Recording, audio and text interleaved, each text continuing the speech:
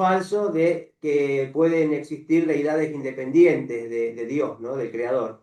Entonces este concepto se origina, por supuesto, dentro de la propia persona, es imaginación del ser humano, no es realidad. La idolatría no es real, es una imaginación, una fantasía del ser humano, ¿no? Producto de sus malos razonamientos. Así como podemos razonar muy bien, también podemos razonar muy mal, ¿no? Y a un razonamiento erróneo le sigue otro erróneo y así nos metimos en un gran problema, ¿no? Entonces nos vamos desviando demasiado. Empezamos mal y terminamos peor. La influencia de la inclinación al mal, justamente, del Yetzer Hará, de una persona, y los pensamientos de rebeldía que justamente vienen del ego, ¿no? Para buscar un mediador, buscar un shituf, ¿no? De su agrado, de acuerdo a sus pensamientos, a sus necesidades, justamente la motivan a la persona que hace esto a no aceptar a Dios como el único rey sobre su vida y por supuesto a no anularse él mismo ante la voluntad de Dios, anularse en positivo siempre, ¿no? Hablamos de que siempre nos conviene anularnos porque ganamos anulándonos, ¿no? Estamos ganando nosotros al final al anularnos en cuanto a hacer la voluntad de Dios y no la nuestra, la de nuestro ego, la de nuestra inclinación al mal, la de la cuestión más animal, digamos, de nuestro ser. Y justamente uno debe justamente buscar, aceptar justamente al contrario de esto, de la idolatría, aceptar al único Dios, ¿no? Al Rey del universo, y desechar todo tipo de pensamientos erróneos, de shituf, de mediadores y de varios dioses o de que Dios es una familia o cosas así.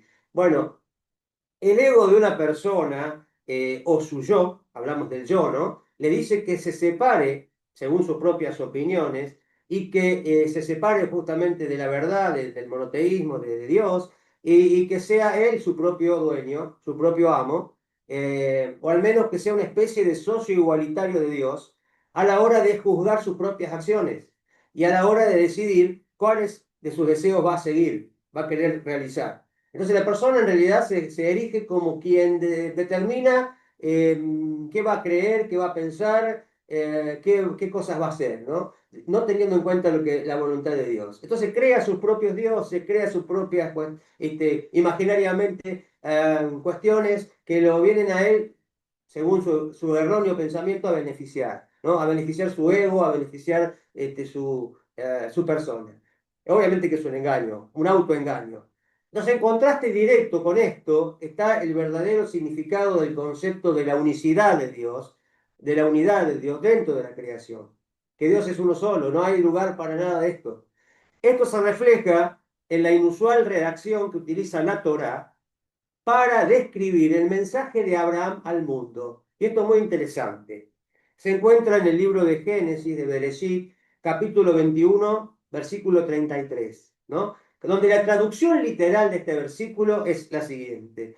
Y él, o sea, hablamos de Abraham, invocó el nombre de Hashem, Dios universo. Dios universo. Así dice, directamente, literalmente es Dios universo. Si lo vamos en inglés es God Universe, ¿no? No es God of the Universe.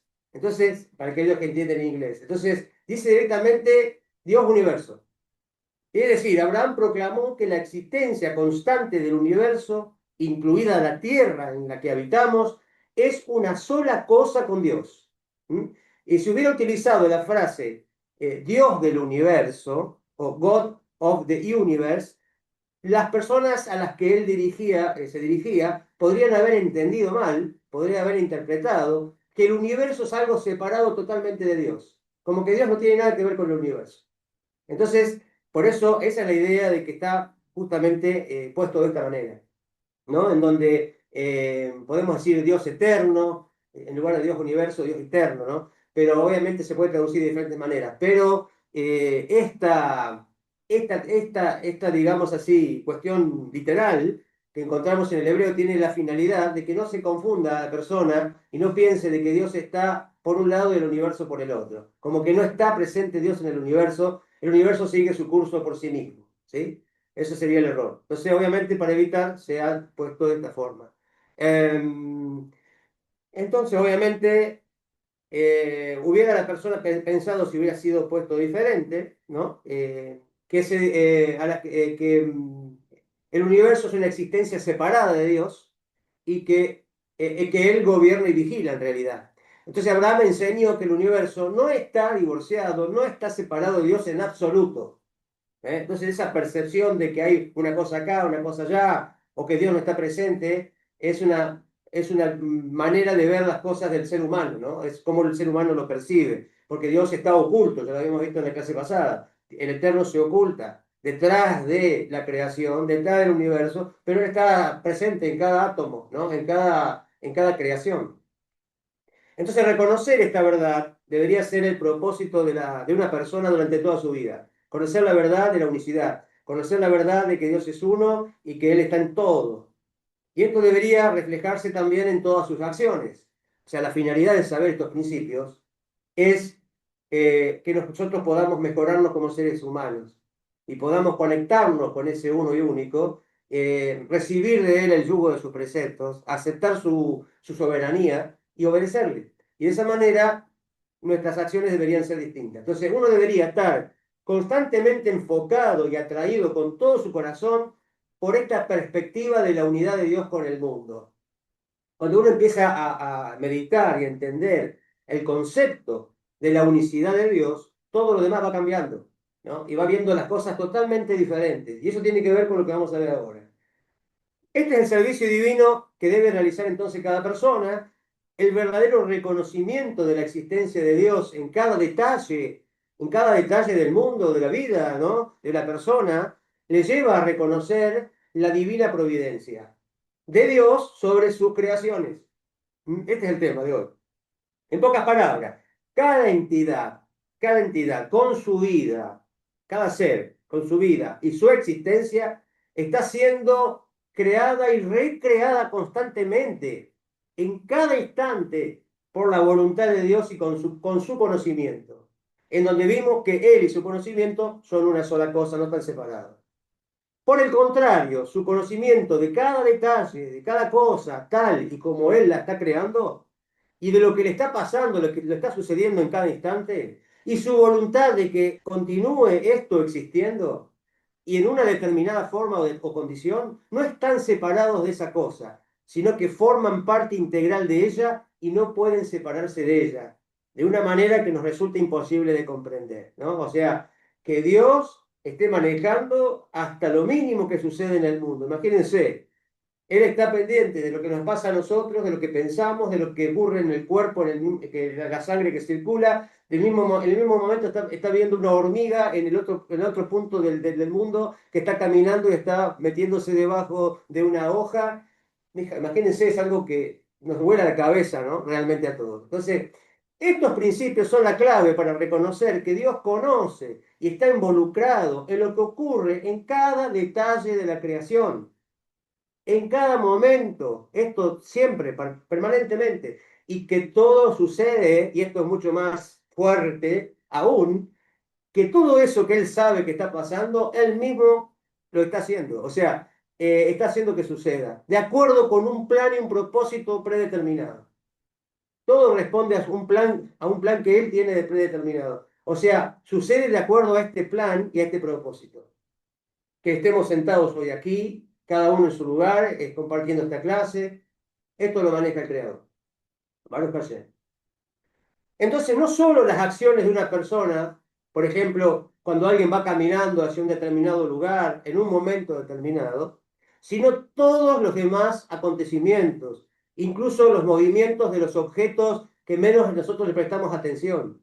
Objetos inanimados, como decíamos recién, por ejemplo, una hoja que cae de un árbol por la fuerza del viento y cae en un determinado lugar, en ese lugar y no en otro, están justamente programados y manejados precisamente con total precisión por Dios.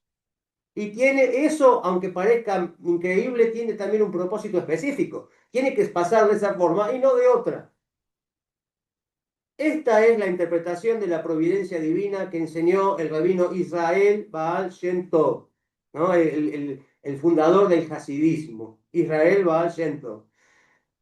Al reflexionar y buscar la providencia divina para su vida, una persona va a reconocer que Dios participa activamente con ella o en la vida de ella, en todos sus caminos y en todas sus acciones. La mayoría de las veces Una persona que hace esto llegará a comprender cómo debe actuar de manera correcta y adecuada para esa situación en la que se encuentra. O sea que la persona se va a poner en sintonía con Dios, se va a conectar con Dios y va a hacer lo que considera que Dios espera de él. Porque cuando uno contempla que Dios lo está cuidando, que Dios lo está poniendo en determinadas circunstancias en un determinado momento, y que seguramente tiene la intención de que la persona perciba, tome conciencia y actúe para obtener el mejor resultado de esto, lo llevará a tratar de discernir cuál es el propósito de Dios que lo puso en esta situación, por el cual lo puso en esta situación. Por ejemplo, puede ser para ayudar o para inspirar a otra persona con la cual se encontró, puede ser para santificar el nombre de Dios en ese lugar, o para obtener el mérito de superar una prueba, quizás, que se le está poniendo enfrente, o un obstáculo que se le ha colocado en el camino. Cuando una persona se propone esto, el Creador en su abundante bondad, puede darle la comprensión acerca del porqué de esa situación y de lo que está obligado a hacer, en ese caso, como un verdadero servidor de Dios. Entonces, cuando la persona se propone esto, cuando la persona afina su percepción, su conciencia, se conecta con el Creador, puede llegar a entender qué es lo que está pasando, mejor dicho, para qué, o qué esperaría Dios en ese momento de él. Entonces, a veces la comprensión de una situación permanecerá inclusive oculta para la persona, pero si esta es una persona justa, piadosa, que reza al Creador para que le ilumine acerca de su propósito, es muy probable que el Creador le muestre una respuesta en el momento que se lo pide. En lo que respecta a algunas cosas, pueden pasar días, pueden pasar meses, pueden pasar años, antes de que Dios le revele su divina providencia en algo que le ha pasado. O puede ser que la participación activa de Dios en un asunto permanezca oculta para siempre durante esta vida y solo Él, el Eterno, la conozca, como declaró el rey David en el libro de los Salmos. En Tehilim, en Salmo 136:4, dice el salmista: dad gracias al que solo hace grandes maravillas. Es decir, al aspecto más maravilloso de la participación de Dios, que puede ser una cadena de acciones que abarca todas las generaciones anteriores, las generaciones que nos antecedieron, y que conduce a un conjunto de circunstancias actuales que solo Él lo conoce. Además, cuando una persona contempla y percibe la continua providencia divina que la rodea, esto la llevará a tener confianza en Dios. O sea, si estamos conscientes de que Dios maneja todo y que Dios nos ama y que todo es para nuestro bien, esto nos va a dejar tranquilos. Nos va a dejar tranquilos, nos va a dejar con la confianza de que todo está en las manos de Dios y qué mejor que todo esté en las manos de Dios. Y no esté más en las manos de nosotros, que nunca estuvieron, pero nosotros pensábamos antes que estaba en manos de nuestras. Menos mal que no. Y que realmente está en las manos del que todo lo sabe, del que tiene solamente buenas intenciones y buenos sentimientos con nosotros, podríamos decirlo así, que nos ama realmente, que busca el bien de nosotros y que sabe cuál es el bien. Realmente es maravilloso y nos sentimos totalmente relajados en ese sentido, ¿no? Es decir, en paz, tranquilos, ¿sí? Esto elimina justamente el estrés y elimina todas estas cuestiones modernas, ¿no? Que asaltan al ser humano porque está queriendo tomar control de todo lo que le ocurre. Porque cuando sabe que no es ella la persona quien controla su vida, sino el creador, que la creó desde el principio y la guía siempre a todos los lugares, entonces sabe que seguramente el creador tiene un propósito para que ella esté en ese lugar preciso y situación en que se encuentra. Él sabe que es lo mejor para él. Si tengo que estar acá es porque Dios quiere que esté acá. Y si una persona justa aún no comprende cuál es ese propósito, lo mismo confía en Dios en que al final el resultado va a ser el mejor. O sea, simplemente está con esa seguridad, esa confianza, esa emuná de que aunque yo no entienda lo que me pasa, esto es por bien. Esto también es por bien. Y se va a revelar seguramente en algún momento, voy a saber en qué momento Dios va a decidir mostrarme claramente para qué me mandó tal cosa o para qué me puso allí. Podemos considerar entonces una parábola acerca de una persona que viaja, por ejemplo, en un avión. Yo nunca viajé en avión, les aviso. Y por ahí tengo un poco de idea. Pero bueno, para aquellos que viajaron en avión se le va a ser mucho más fácil de entender. Entonces, bueno, si esta sabe, la persona sabe, el que viaja, sabe que el piloto es experimentado, está bien entrenado, se siente tranquila y confía en que este piloto la va a llevar sana y salva a su destino. No sería así en el caso de alguien que sospechara, por ejemplo, que el avión no tiene piloto y que ahora vuela sin control. O sea, al piloto le pasó algo, nos quedamos sin piloto, ahora vuela sin control. Imagínense, esta persona pronto se va a aterrorizar ante esa idea de que en cualquier momento el avión podría estrellarse contra el suelo. Del mismo modo, una persona que confía plenamente en Dios estará relajada y serena, ya que sabe que Dios la guía a ella y al resto del mundo con infinita sabiduría. Por el contrario, la parábola de quien no cree ni confía en Dios, mientras su avión parezca volar bien, estará tranquilo. Pero en el momento en que comience a hacer movimientos extraños el avión, empezará a preocuparse mucho por su vida y su seguridad, pudiendo llegar incluso a perder la esperanza. Lo mismo se aplica a cada uno de nosotros. Una persona que piensa que es la única que determina su camino en la vida estará en paz solamente cuando las cosas le salgan bien, de acuerdo a como él quiere. O sea, mientras las cosas le salgan bien, como él piensa, va a estar tranquilo, va a estar en paz. ¿Sí? Eh, ya que está poniendo su confianza en su propia inteligencia, está poniendo la confianza en su propia habilidad. Aunque en realidad no se puede confiar en ellas en absoluto. Tampoco podría confiar la persona 100% en su inteligencia, porque puede que esté equivocado, que razone mal, como dijimos. La habilidad, hasta cierto punto, o sea, tampoco podríamos confiar en nosotros. Por el contrario, una persona justa sabe, o piadosa, que independientemente si las cosas parecen ir bien en ese momento, todo está dirigido por Dios. No se debe a su capacidad, no se debe a su inteligencia, no se debe a su habilidad. Aunque Él pone todo de su parte porque corresponde que así sea, porque hay que poner primero lo de uno para que Dios después ponga lo suyo. Así trabajamos en sociedad con Dios, de cierta manera. Hay que hacer primero lo uno lo que nos toca hacer y después Dios va a hacer su parte. Obviamente siempre atribuye a todo lo que le ocurre a Dios, ¿sí? Por lo tanto, él pone su confianza en Dios, en que Él proveerá para todas sus necesidades y que al final será todo para bien y que todo es por un buen propósito. Con esta confianza y en el mérito de esta confianza, Él está en paz y plenamente capaz de atravesar cualquier situación de angustia y prueba, sea cual sea. Este es el significado de lo que dijeron, por ejemplo, los sabios en el Tratado de Berajot, capítulo 9. Así como uno está obligado a bendecir a Dios por lo bueno, yo diría por lo agradable, también está obligado a bendecir a Dios por lo malo, o sea, por lo desagradable. Esto también lo decía Dios. Vamos a bendecir a Dios por lo bueno y por lo malo no. O sea, al final estamos diciendo que solamente Dios maneja una cosa y las otras no las maneja. No estamos entonces diciendo que hay un Dios realmente, ¿no? Absoluto, único. Entonces, bueno, justamente, así como uno está obligado a bendecir a Dios y reconocer que lo agradable viene de Él, también cuando viene lo desagradable, Dios libre, entonces uno también tiene que agradecer, porque todo viene de Dios. Y cuesta a la persona aceptar la idea de que todo viene de Dios. ¿Sí? Dios es bueno, Dios es amor, entonces todo lo bello viene de Dios, todo lo agradable viene de Dios. Lo que no es bello, lo que no es agradable, no, eso no viene de Dios. Entonces, ¿qué estamos hablando? ¿De dos dioses? No, no hay dos dioses, hay uno solo, lo hemos estado estudiando, uno solo.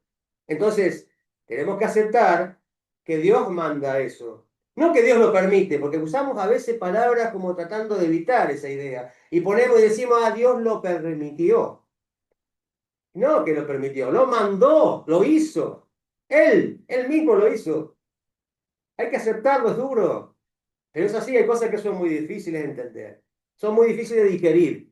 Pero si somos monoteístas, tenemos que aceptar la verdad de que hay un solo y único Dios y que todo viene de Él. Y todo, hasta el más mínimo detalle, lo maneja Él. ¿Sí? Todo proviene de Dios. Todo es para bien. Pero es de esperar que una persona no siempre pueda entender, pueda prever, pueda comprender el bien último, que va a salir de esa situación. No puede ver después más allá de lo que le está pasando en ese momento, del dolor que siente. No está viendo más de ahí. Pero detrás de todo eso, en el tiempo, hay un resultado sumamente bueno y positivo. En cuanto a la clave para interiorizar este mensaje, el rey David en los Salmos nos dice, muchos dolores habrá para el malvado, pero el que confía en Dios estará rodeado de bondad. ¿Mm? Salmo 32:10. Una persona justa, piadosa, que experimenta dolor o problemas, no va a discutir ni afirmar que Dios la está tratando de manera injusta. Muchas personas inclusive llegan a enojarse con Dios, aunque no lo admitan, porque pareciera que es injusto con uno, que está haciendo las cosas bien, pero mirá, me está mandando esto, me está pasando aquello, y hay como un enojo oculto muchas veces contra el Creador, porque el Creador le mandó esto o permitió, como dicen algunos, no hay que decir permitió, hay que decir, le mandó. Duele, sí, es verdad, pero es la verdad. Que no lo entendamos es otra cosa. Por ejemplo, puede admitir que ha cometido transgresiones a lo largo de la vida y que Dios en su bondad le está sancionando ahora a través de un dolor que le servirá de expiación por sus transgresiones, de las cuales no hizo teshuvá, para que éstas no le impidan recibir mayores bendiciones y recompensas que Dios le desea dar al alma en el futuro.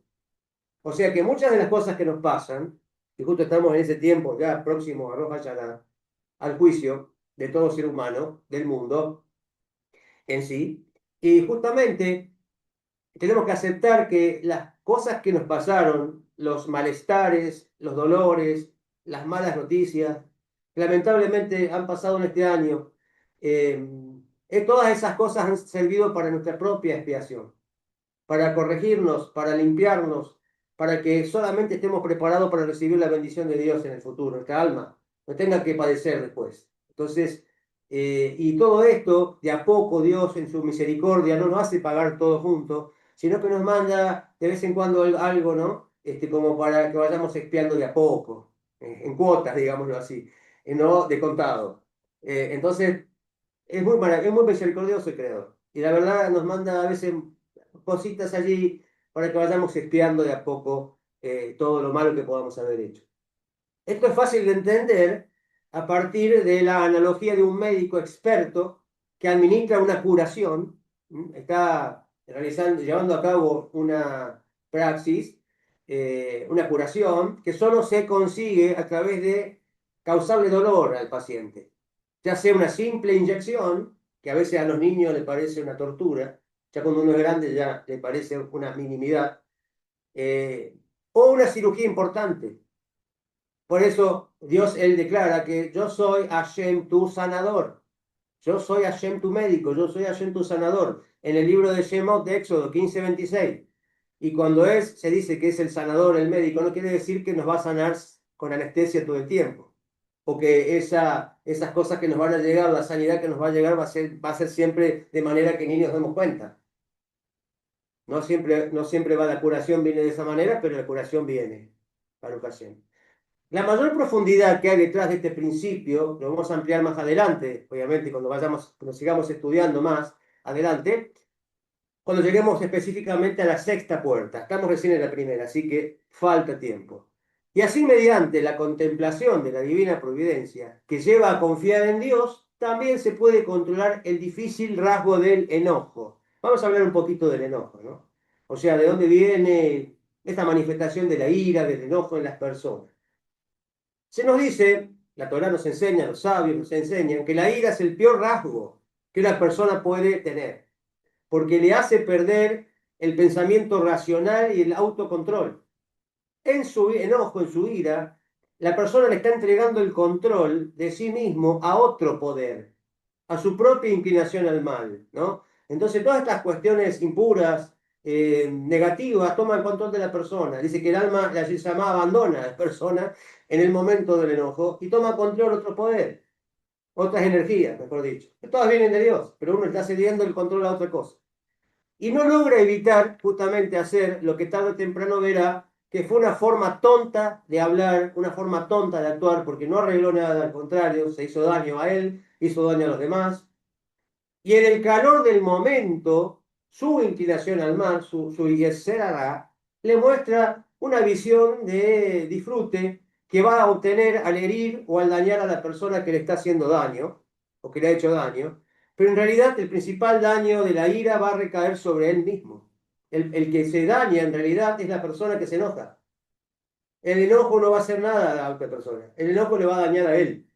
Por lo tanto, los sabios dijeron, cualquiera que se enoja, cualquiera que se enfada, es como si sirviera a los ídolos. Es terrible, ¿no? Esta declaración. Esto por ahí nos hace temblar. Si cualquiera que se enfada es como si sirviera a los ídolos. Porque está justamente quitando la mira de Dios, ¿no es cierto? Y cediendo el control a otra cosa. Tratado de Shabbat 105b, ahí está. Porque durante el tiempo que dura su enojo, abandona su emuná y su bitajón, abandona su fe auténtica y su confianza en Dios. Y él se levanta a sí mismo como juez definitivo de su situación. Así es como su inclinación al mal puede convertirse ella misma en un falso Dios que lo domina, incitándole a doblegarse ante su propia influencia negativa. O sea, uno le quita el gobierno a Dios, Dios libre, para dárselo a la inclinación al mal, al Satán, ¿no? O sea, la inclinación al mal, a la energía negativa que está para hacernos desviar.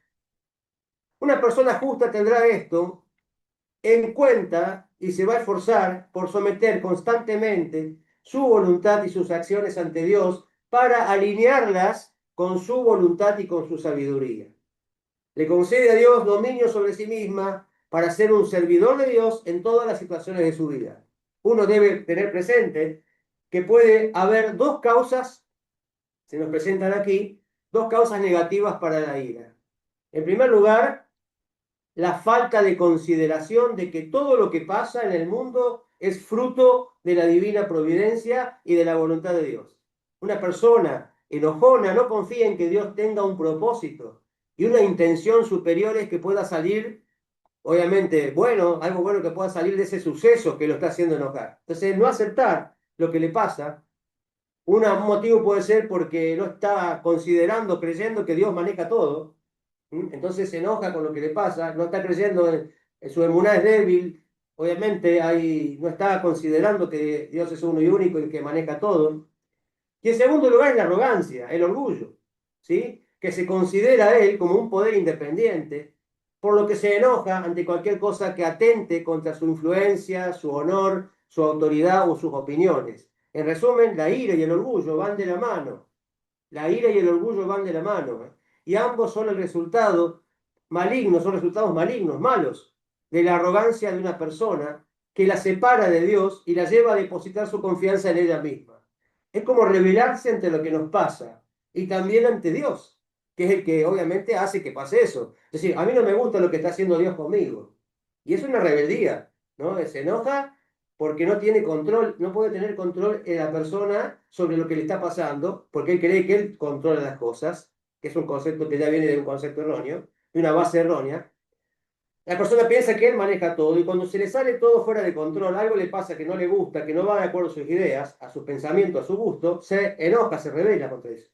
No puede soportar y aceptar que las cosas sean diferentes a lo que él quiere. Y bueno, obviamente, sí, por más razón, si Dios se maneja todo y una persona se enoja con lo que le pasa, se está enojando con Dios. Es terrible.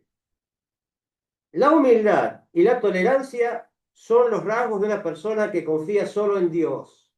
La humildad y la tolerancia, eso es lo que hay que desarrollar. La cualidad de la humildad y la cualidad de la tolerancia, ¿no es cierto? De la paciencia también, ¿no? Ante las situaciones que nos pasan. Y saber que todo proviene de Dios. Con este conocimiento debería la persona ser capaz de recibir cualquier cosa que Dios le mande a su vida, con paciencia. Hay dos puntos que deben mencionarse entonces para concluir esta idea. En primer lugar, el camino de la fe, la fe auténtica y la confianza plena en Dios, que se describe aquí, que es el ideal, ¿no? A seguir y desarrollar, y en realidad puede ser un gran desafío para alcanzar y para mantener. O sea, la persona debería enfocarse en desarrollar su emuná y su bitajón, en desarrollar su fe auténtica cada día y su confianza en Dios cada día para poder, obviamente, no caer en cuestiones como la ira, Dios libre, ¿no? Que es tan terrible y que nos hace tanto daño y que es tan, digamos, grave en cuanto a su rebelión contra el Creador, ¿no? Entonces, la causa del mayor reto para evitar la ira u otra pérdida de confianza en Dios porque tiene que ver con eso, con una pérdida de confianza en Dios, es que toda persona es parcial y no es objetiva con ella misma, debido a su inclinación natural al amor propio, ¿no? Entonces, como él gira generalmente en torno al amor propio, al ego. Por lo tanto, todo el mundo necesita un consejero, muchas veces un consejero personal de confianza, necesita un mentor, ¿no? Por eso, por ahí también un líder no ágil, alguien que pertenecer a la comunidad y tener a alguien que lo escuche, que lo pueda orientar, un maestro, un rabino, alguien, ¿no? Al cual uno pueda acudir, ¿no? Con consejos a veces, pedir un consejo. La persona obviamente tiene que ser sabia, tiene que ser temerosa de Dios, ante la cual pueda acudir para obtener un consejo objetivo de alguien que lo ve de afuera, ¿m? De sus problemas personales, de aquellas cosas que le están molestando. Y esto le va a ayudar a centrarse, ¿no? En su conducta, en su vida, a no perder el rumbo, a no caer en ira, a no caer en cosas que no son buenas. Y en segundo lugar, cada rasgo personal del carácter puede siempre redirigirse hacia el bien, ¿no?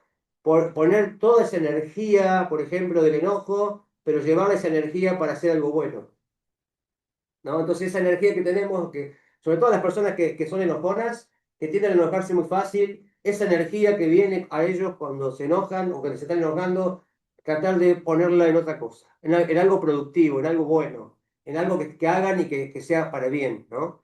Y obviamente la intención correcta para la emoción de la ira es que uno debe dirigirla contra la misma inclinación al mal. Uno no se tiene que enojar con Dios, se tiene que levantar en contra de la misma inclinación al mal. Decir, ajá, vos me estás queriendo hacer enojar, me estás queriendo hacer rebelar contra el Creador.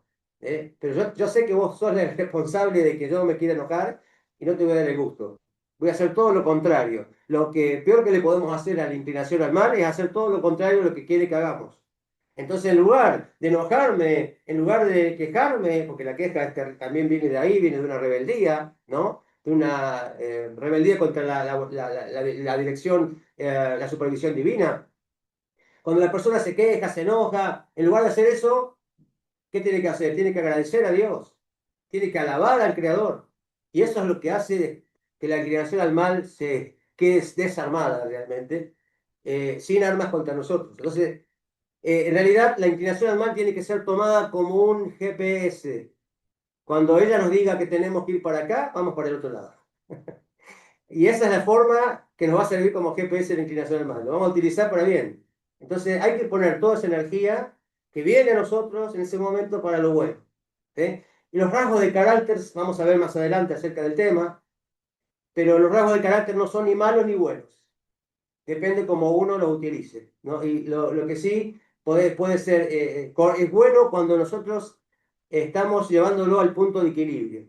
No estamos yéndonos para ningún costado.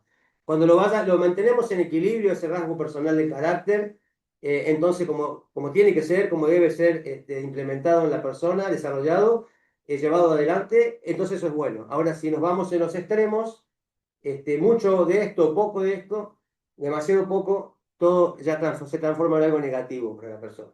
Pero bueno, en realidad, siempre es bueno el rasgo de carácter cuando se coloca en el lugar adecuado. Se transforma en negativo cuando se desequilibra, ¿no? Entonces la energía del enojo está bien. Esa energía del enojo viene a nosotros, pero para que nos pongamos firmes y tomemos una resolución para darle un fin a algo que está mal, pero de la forma correcta, no para explotar, no para hacer daño, para insultar. Entonces, esos son extremos, son cuestiones que no hay que evitar, por supuesto, no hay que hacerlas.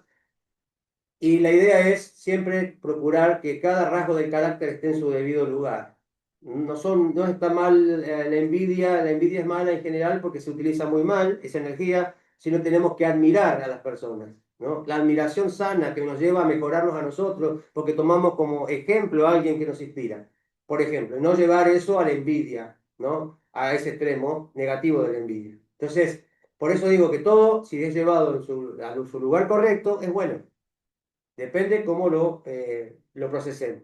Pero en definitiva, lo que hemos visto es que Dios maneja todas las cosas y que podemos tomarlo con emuná, podemos tomarlo con fe, con fe auténtica, lo podemos tomar como debe ser, con confianza en Dios, de que cada cosa está en sus manos y para bien, y bendecir y alabar a Dios, o podemos enojarnos, rebelarnos, patalear, quejarnos, y eso no solo no va a cambiar nada, sino que nos va a destruir a nosotros, ¿no? Y realmente nos va a hacer transgredir, nos va a manchar el alma, mucho. Es terrible lo que se logra negativamente cuando la persona se enoja, en su alma, ¿no? Entonces, por eso, cuando uno lo piensa, lo analiza, no puedo llegar a eso, no debo llegar y no me voy a permitir, no me voy a permitir enojarme, no me voy a permitir dañar mi alma, no me voy a permitir ofender al Creador en cierta manera, es decir, rebelarme contra mi Creador que quiere todo lo bueno para mí. Es como aquel niño que no entiende que el médico lo está interviniendo para su bien y se enoja con el médico y le quiere pegar al médico y se rebela contra el médico, pero el médico está haciendo lo está curando. Y realmente las cosas que nos vienen a la vida vienen para curarnos, vienen para hacernos bien, no para hacernos mal, porque Dios está a cargo de todas las cosas que nos pasan. Bien, de esta manera hemos llegado al final de esta exposición.